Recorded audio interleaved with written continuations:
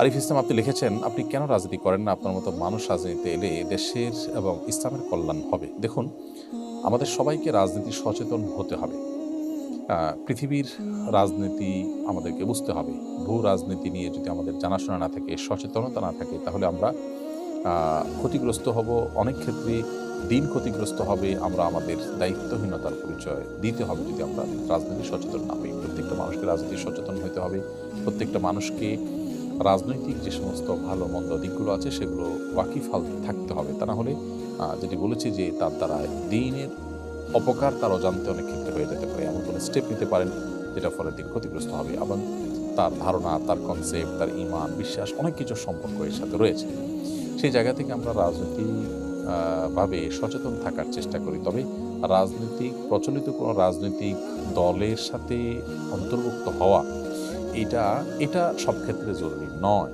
আ বরং এর বাইরেও বিভিন্নভাবে আমরা আমাদের জায়গা থেকে কাজ করতে পারি। আপনি আ সাহাবীদের সময় থেকে দেখবেন যে সাহাবীদের অনেকে ছিলেন যারা ইলম নিয়ে থাকতেন, অনেকে ছিলেন যারা দাওয়াত নিয়ে থাকতেন। রাজনৈতিক সচেতন সবাই ছিলেন। কিন্তু তখনকার যে রাজনীতি ছিল সেই রাজনীতির সাথে অনেকে ইনভলভ ছিলেন, আবার অনেকে ইনভলভ ছিলেন। আপনি বহু সাহাবীদেরকে দেখবেন যে তারা মসজিদে দার্স দিয়েছেন এবং ইলম আ যে কোরআন হাদিসের যে ইলমের ধারা রয়েছে সেটাকে তারা ধারণ করেছেন এবং যার কারণে ইলম আজকে আমাদের পর্যন্ত এসেছে। প্রত্যেকটা সেক্টরের জন্য লোক থাকা উচিত এবং প্রত্যেকটা দিনের সেক্টরকে সমর্থন জানানো উচিত। এমন নয় যে আমি যে সেক্টরে আছি এটাকে একমাত্র দিন মনে করি, এর বাইরে যারা আছে তাদেরকে আমি ইসলাম থেকে খারিজ করে দিলাম, তাদের অবদানকে আমি অস্বীকার করলাম বা তাদের প্রয়োজনীয়তাকে অস্বীকার করলাম, এটা অনুচিত। বিধায় এই মানসিকতাটা আমরা চেষ্টা করি ধারণ করার, লালন করার।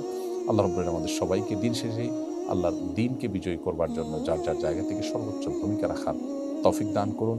আমাদের সবাইকে রাজনীতি সচেতন হওয়ার তৌফিক দান করুন এবং আমাদের যার যার জায়গা থেকে যে ভূমিকা আল্লাহর দ্বীনকে বিজয়ী করবে, বুলন্দ করবে, প্রতিষ্ঠিত করবে, কায়েম করবে, তার জন্য আমাদের প্রত্যেককে কাজ করতে হবে এবং আল্লাহর শরিয়াত দ্বারা শাসিত হওয়ার তামান্না আমাদের নিজেদের মধ্যে থাকবে। অন্যদেরকেও সেই তামান্না যেন তাদের মধ্যে আসে, তার জন্য আমাদেরকে কাজ করতে হবে। আল্লাহ আমাদেরকে তৌফিক দান করুন।